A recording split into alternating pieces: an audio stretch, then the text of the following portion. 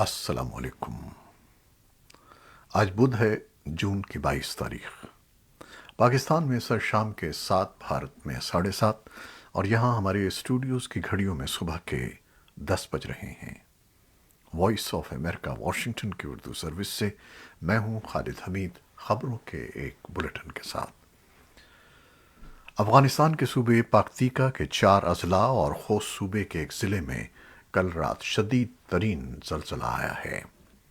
افغانستان کے سرکاری میڈیا نے خبر دی ہے کہ ملک کے مشرق کے ایک دیہی پہاڑی علاقے میں ایک طاقتور زلزلے میں 1000 لوگ ہلاک اور 1500 زخمی ہو گئے ہیں۔ بدھ کا زلزلہ کئی دہائیوں میں ایک مہلک ترین زلزلہ تھا۔ ایسوسی ایٹڈ پریس کے مطابق عہدیداروں نے انتباہ کیا ہے کہ مرنے والوں کی تعداد میں اضافہ ہو سکتا ہے۔ اس سانحے نے طالبان کی زیر قیادت حکومت کے لیے ایک بڑی آزمائش کھڑی کر دی ہے۔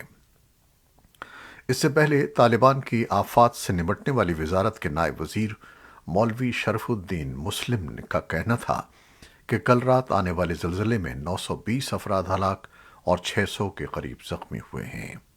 انہوں نے بدھ کو کابل میں ایک نیوز کانفرنس میں بتایا کہ زلزلے میں ہزاروں مکانات بھی تباہ ہو گئے ہیں۔ صوبے خوست کے صوبائی ڈائریکٹر اطلاعات ثقافت شبیر احمد عثمانی نے وائس آف امریکہ کو بتایا کہ سپرا کے ایک دور افتادہ ضلع میں بھاری جانی نقصان ہوا ہے، جس میں تباہ شدہ مکانات سے کم از کم 40 لاشیں نکالی گئی ہیں اور 40 سے زائد زخمیوں کو صوبے کے ہسپتال میں منتقل کیا گیا ہے۔ خبر رساں ادارے رائٹرز کے مطابق امریکی جیولوجیکل سروے کے مطابق زلزلے کا مرکز افغانستان کے جنوب مشرقی شہر خوست سے 44 کلومیٹر دور کا علاقہ تھا، جبکہ اس کی گہرائی 51 کلومیٹر ریکارڈ کی گئی ہے۔ زلزلے کے جھٹکے پاکستان کے دارالحکومت اسلام آباد سمیت کوہاٹ، مالاکنڈ، سوات، بنیر اور دیگر شہروں میں بھی محسوس کیے گئے۔ تاہم پاکستان سے فوری طور پر ہلاکتوں اور مالی نقصانات کی کوئی معلومات سامنے نہیں آئی ہیں۔ افغانستان کے سرکاری خبر رساں ادارے باختر کے مطابق وزیر اعظم محمد حسن آخوند نے پکتیگا اور خوست میں زلزلے سے متاثرین کی امداد کے لیے 1 ارب افغانی کی منظوری دے دی ہے۔ دوسری جانب اقوام متحدہ کے افغانستان میں موجود معاون رمیز الکبرو نے کہا ہے کہ علاقے میں امدادی سرگرمیاں شروع کرنے کے لیے کوششیں جاری ہیں۔ افغانستان کے لیے یورپی یونین کے نمائندے تھامس نکلسن کا کہنا ہے کہ یورپی یونین صورتحال کی نگرانی کر رہی ہے اور متاثرہ لوگوں اور کمیونٹیز کو ہنگامی امداد فراہم کرنے کے لیے تیار ہے۔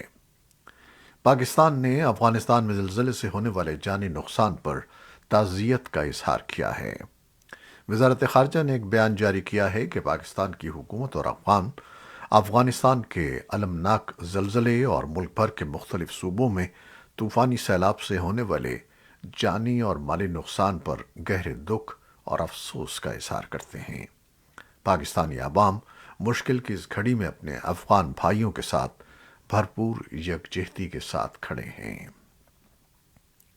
جنوبی چین میں آنے والے سیلاب نے ہزاروں لوگوں کو انخلا پر مجبور کر دیا ہے، جبکہ مزید بارشیں متوقع ہیں۔ ایسوسی ایٹڈ پریس کے مطابق صنعتی صوبے گانگ ڈونگ نے پانی کی بلند ہوتی ہوئی سطح اور مٹی کے تودوں کے گرنے کے خطرے کے دوران کلاسیں، دفتر کا کام اور پبلک ٹرانسپورٹ بند کر دی ہے۔ پڑوسی صوبے جیانگژی میں لگ بھگ 5 لاکھ لوگ اپنے گھروں کو تباہ اور اپنی زندگیاں برباد ہوتے دیکھ چکے ہیں۔ تقریباً اتنے ہی لوگ گانگ ڈانگ میں متاثر ہو چکے ہیں۔ شہروں کے کچھ حصوں میں زبردست بارش کے باعث سڑکیں تباہ ہو چکی ہیں اور مکان، گاڑیاں اور فصلیں بہہ گئی ہیں۔ پاکستان کے وزیر خزانہ مفتاح اسماعیل کا کہنا ہے کہ حکومت اور بین الاقوامی مالیاتی فنڈ قرض کی نئی قسط جاری کرنے کے معاہدے کے قریب پہنچ چکے ہیں، تاہم اس حوالے سے ابھی IMF کی جانب سے وعدے کا انتظار ہے۔ دوسری جانب IMF کے پاکستان میں نمائندے نے بعض صحافیوں کو بتایا ہے کہ آئندہ سال کے بجٹ کے حوالے سے فریقین کے درمیان اہم پیش رفت ہو گئی ہے، جبکہ IMF اسٹاف اور حکومتی افسران کے درمیان معاشی استحکام سے متعلق مذاکرات جاری ہیں۔ تاہم ان کی جانب سے اس حوالے سے مزید معلومات سامنے نہیں آ سکی ہیں۔ معاشی ماہرین کا کہنا ہے کہ اس وقت ساری نظریں پاکستان اور آئی ایم ایف کے درمیان مذاکرات کی کامیابی پر لگی ہوئی ہیں، جبکہ دوسری جانب امریکی ڈالر کے مقابلے میں روپے کی قدر میں کمی کا سلسلہ بھی برقرار ہے اور ڈالر 50 پیسے مزید مہنگا ہو گیا ہے۔ پاکستانی مصنوعات کی یورپی منڈیوں میں رسائی اور سہولیات سے متعلق جی ایس پی پلس اسٹیٹس میں توسیع کے لیے یورپی یونین کا مانیٹرنگ مشن پاکستان پہنچ گیا ہے۔ یورپی یونین کا کہنا ہے کہ سن 2014 میں جب سے ملک نے جی ایس پی پلس میں شمولیت اختیار کی ہے، یہ پاکستانی کاروبار کے لیے بہت فائدہ مند رہا ہے۔ اس سے یورپی یونین کی مارکیٹ میں ان کی برآمدات میں 65% اضافہ ہوا ہے۔ یورپی یونین کا کہنا ہے کہ جی ایس پی اسکیم کے پائیدار ترقی کے لیے یورپی یونین اور پاکستان مشترکہ عزم رکھتے ہیں۔ پاکستان کی حکومت کا کہنا ہے کہ جی ایس پی پلس اسٹیٹس میں توسیع کا قوی امکان ہے۔ طالبان کے دفتر خارجہ نے طالبان حکومت کے 13 اعلیٰ عہدیداروں کو عارضی طور پر پابندیوں سے مستثنی کرنے کے اقوام متحدہ کے حالیہ فیصلے کا خیر مقدم کیا ہے، لیکن طالبان کے 2 سینئر عہدیداروں پر دوبارہ سفری پابندیاں عائد کرنے پر افسوس کا اظہار کیا ہے۔ طالبان کے دفتر خارجہ کے بیان میں کہا گیا ہے کہ وزارت خارجہ اس طرح کے دباؤ کے حربوں کو بیکار اور ناکام تجربات سمجھتی ہے جس کے نتائج نہیں نکلتے۔ بیان میں اقوام متحدہ کی سلامتی کونسل سے مطالبہ کیا گیا ہے کہ وہ متعصبانہ فیصلے جاری نہ کرے بلکہ افغان عوام کے جائز حقوق کی ضمانت دی جائے۔ افغانستان کی باختر نیوز ایجنسی نے اطلاع دی ہے کہ وزارت تجارت و صنعت کے حکام کا کہنا ہے کہ افغانستان نے سن 2021 میں $46 ملین مالیت کی کپاس برآمد کی ہے۔ تاجکستان اور پاکستان افغان کپاس کے اہم درآمد کنندگان ہیں۔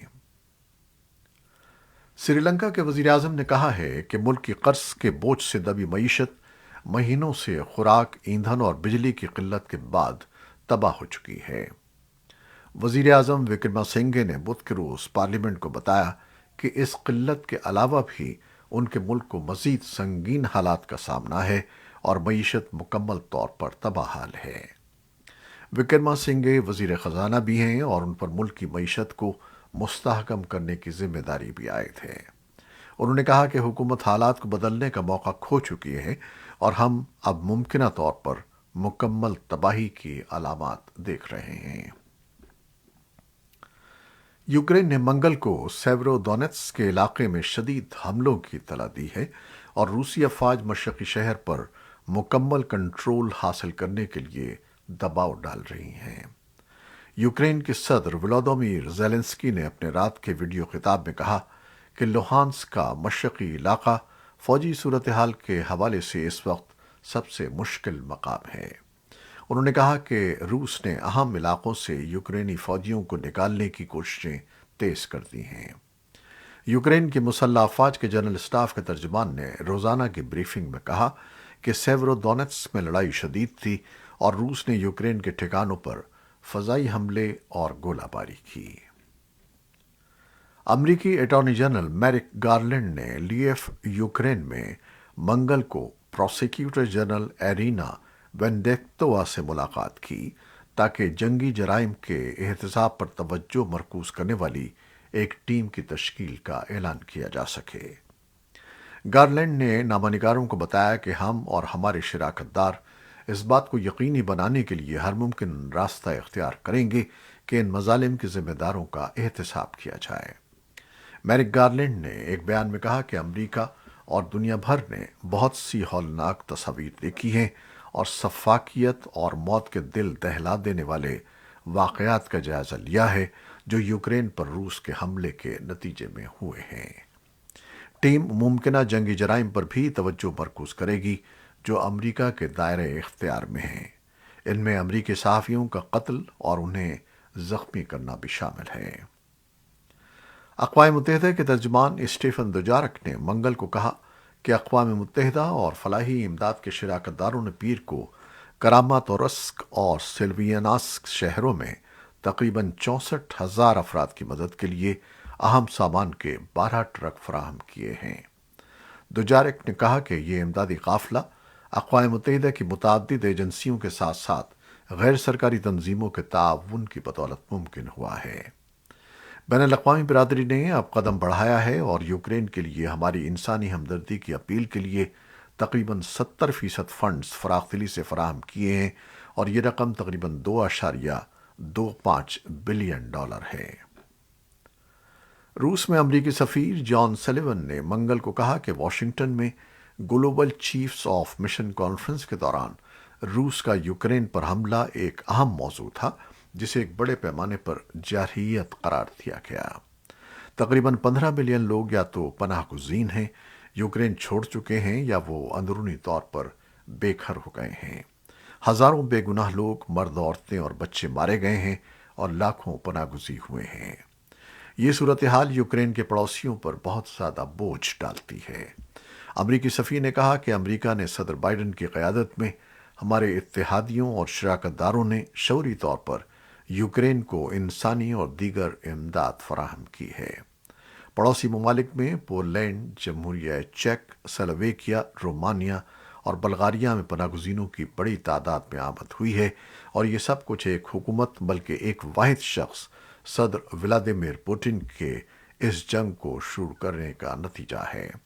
سفیر سلیون وائس آف امریکہ کی رشین سروس سے بات کر رہے تھے۔ امریکہ نے بارودی سرنگوں کا استعمال محدود کرنے کا فیصلہ کیا ہے، جس کے بعد وہ اپنے نیٹو اتحادیوں اور دنیا کے اکثر ممالک کی صف میں شامل ہو جائے گا جہاں پہلے ہی اس کا اطلاق کیا جا چکا ہے۔ وائٹ ہاؤس کے ایک بیان میں کہا گیا ہے کہ یہ اقدام صدر جو بائیڈن کی اس سوچ کی عکاسی کرتا ہے کہ جنگ ختم ہونے کے بعد بھی بہت دیر تک بچوں سمیت عام لوگوں کی زندگیوں پر بارودی سرنگوں کے غیر متناسب اثرات جاری رہتے ہیں۔ صدر بائیڈن کانگریس پر یہ زور دینے کی تیاری کر رہے ہیں کہ وہ گیسولین اور ڈیزل پر وفاقی ٹیکس میں 3 ماہ کی چھوٹ دے۔ یہ ایسا اقدام ہے جس کا مقصد پیٹرول پمپس پر مالی دباؤ کو کم کرنا ہے۔ ایسوسی ایٹڈ پریس کے مطابق انتظامیہ کے عہدیداروں کا کہنا ہے کہ بائیڈن گیس پر 18.4 سینٹ فی گیلن اور ڈیزل ایندھن پر 24.4 سینٹ فی گیلن کم کرنا چاہتے ہیں۔